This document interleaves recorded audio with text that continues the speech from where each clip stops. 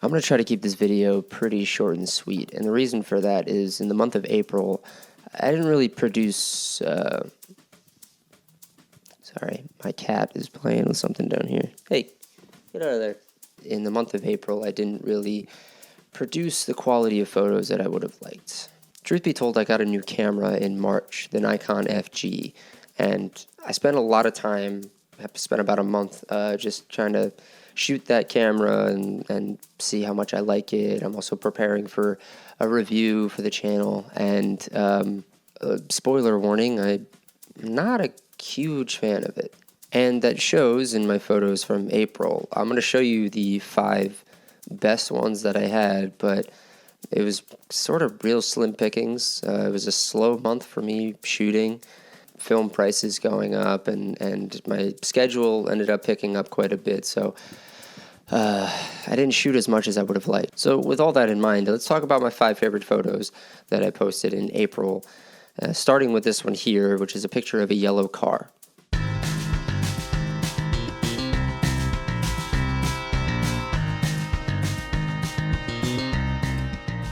At one point in late March or early April, I worked on a short film, and we had this picture car that was being used. And it was just this bright yellow older car from, I think, the 70s, and it was loaded with these inflatable beach balloon thingies on top.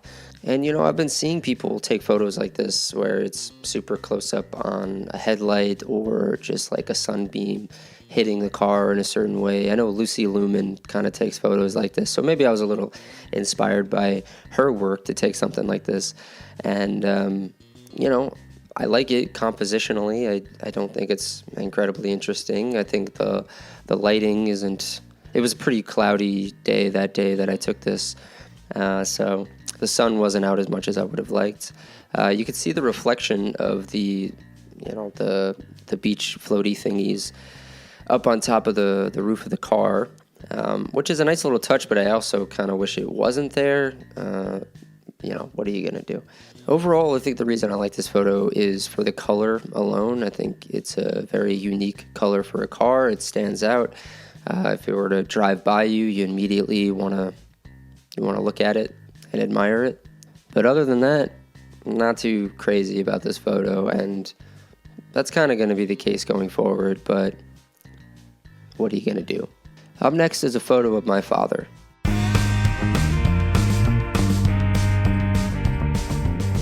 So this is a photo that I took in Connecticut of my dad. That's my dad right there. He's standing in front of his garage where he's got all of his tools and whatnot. And, you know, of the 5 photos that I'm going to be showing here today, this one's probably my favorite, mainly because of my personal connection to it. I mean, it is my father after all, and, you know, I don't get to take a whole lot of pictures of my family. I live in New York and my family's back in Connecticut, so when I am there, I really try to take as many photos as I can.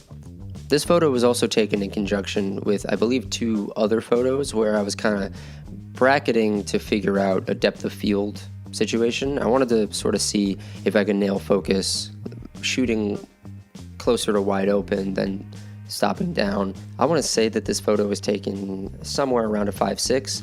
You could tell because of the shallow depth of field that everything in the garage is pretty out of focus, while my dad seems pretty clearly in focus. I should also mention now that all of these photos that you're going to see today were taken on Fuji Superia X-Tra 400, which I'm probably going to release a whole video about because they're in the news lately about, you know, discontinuing that line. And they were all taken on the Nikon FG.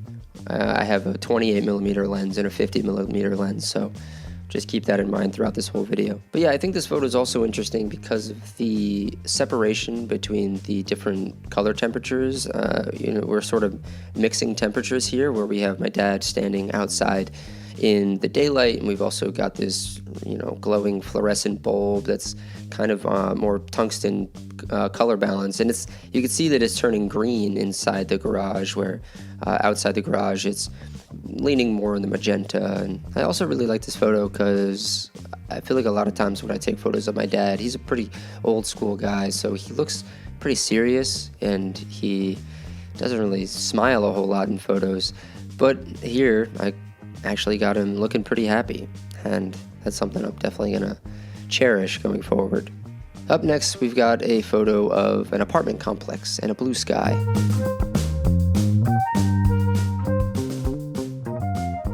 So this is one of those images that's just kind of striking on a geometric and color level. I think the shape of the building pressed against this sort of gradient, this blue gradient of a sky, we kind of have this lighter blue going into a deeper blue. The whole thing sort of feels a little 2D to me, and that wasn't really by design, but that's just sort of how the light happened to be hitting it. I think it's probably the lack of shadows that lead to this sort of 2D feeling. It feels like the building is just pressed flat against a blue surface. One thing that I sort of do like about this photo is that I didn't keep the building perfectly straight. Leaving it at an angle is pretty nice. I think angles just look nice, especially when something is going from corner to corner. It's something that I try to do in a lot of my photos. If you've been watching the channel so far, you know that I'm all about diagonal lines. I think that diagonal lines are the most interesting to look at. So it's sort of a slight diagonal, but I like that the building is a little bit off kilter.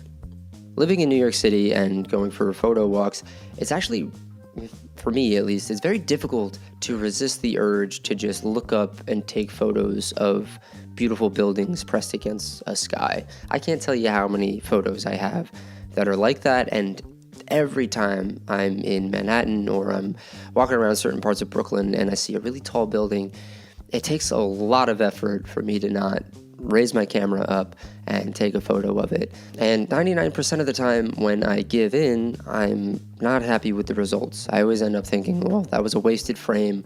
There is no need to do that. It's just sort of regurgitating the same old, and there's this thing with being original and trying not to just do the same thing that everyone else has done. But here's an example of it actually working out. I do like the photo. I don't love the photo, but it's fine. It's nice. It's pleasant to look at. And at the end of the day, what more do we really need? Up next, we've got a photo of some flowers.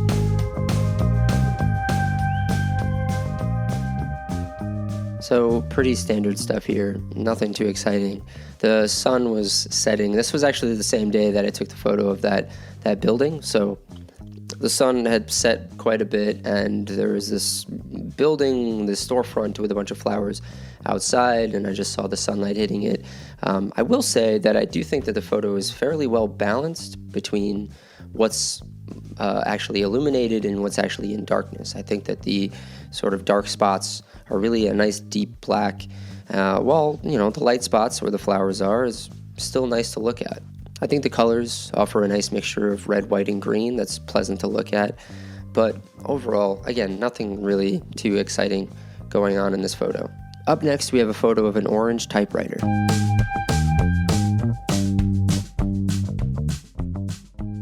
So this photo actually has an interesting history. A friend of mine who I knew in college, who I've known for almost 10 years now, if you could believe it, he was making a short film, and I was a key grip on the film, and I was also acting in it. And I don't really want to tell you anything about the film. You'll have to wait for it to come out. I can promote it and everything, but it was a really unique concept, and the production design of the film was full of these wonderful, vibrant colors. And we were shooting this one scene in this office where this character, his cubicle, was all decorated to the nines in bright orange. So that's why you could see we have the orange typewriter against the orange wall, and you have the orange pot for the plant to sit in. I think orange is one of those colors that isn't utilized very often. It's actually probably my least favorite color. But I will say, when it's in a certain setting, like the setting that I'm showing here, orange is just a very visually striking color and really catches your eye. And it's important when you're doing color photography to consider the colors that you're actually implementing within your photo, because certain colors are going to stand out more than others. A lot of my friends have pointed out that this photo has sort of a Wes Anderson-y sort of vibe, and I think I was definitely going for that. I was definitely channeling that a little bit with this photo. The whole film kind of has a Wes Anderson kind of vibe too, so I think I was just in that mindset while we were filming. And there we have it. Those are my 5 favorite photos that I posted in April. A little bit of a conclusion here. It's okay to not be okay with your work. And that's something that I'm slowly learning, and this past month has sort of been a reminder of that, and it's been a really good lesson. I was reading some of my comments on some of my earlier videos, and I had 2 people reference the fact that Ansel Adams had this quote about only making 12 good photos a year, or like portfolio-worthy photos a year. And, you know, he's Ansel Adams. He was incredibly prolific. He's incredibly famous and talented. And to hear him say something like that, it sort of just puts it into perspective that not every photo, not every roll, not every month is going to produce portfolio-worthy work. And this is a month where I can honestly say I don't think that any of my photos would make it into a book of all-time greats. You know, when I'm 50 and I'm looking back at my career in photography and I'm looking back at my best photos, I imagine a lot of the photos, I imagine all of the photos from this month will be excluded from that portfolio, from that body of work.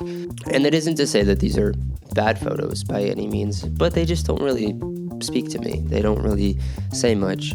And I think going forward into the next few months, I'm really trying to drive home the focus that is necessary to actually produce work that I'm proud of. I'm proud of all of my work, but this month, maybe a little less so. So for anyone out there who may have months like this, may have even years like this, who will look back and they'll see their scans and they maybe get a little disappointed at the work is maybe uninspired, or things didn't exactly line up in your head or your eye the way that they did on the film and on the negative. I hope that this can be a lesson that you're not alone, that other people are going through this, that even people like Ansel Adams produce work that he wasn't happy with, if you can believe it. And sometimes it's hard to believe. I've been making a lot of videos about other artists, and we don't talk about their failures. It's just something that the history books leave out. And, probably for good reason. Gordon Parks and Vivian Maier and Ansel Adams, like I mentioned, produced work that they weren't happy with, that the world probably has never seen and never will see. And that's okay, because they're still remembered and they're still revered. And I'm not saying that that's my end goal, to be remembered or revered, but you get the idea. So I hope that this could be a learning opportunity. It's certainly a learning opportunity for me. And here's hoping that my video at the end of May is going to be full of absolute bangers and photos that are going to be in the portfolio when I'm 50. I'm declaring it right now that they're all going to be bangers. So look forward to that in a month, and I will see you all next time.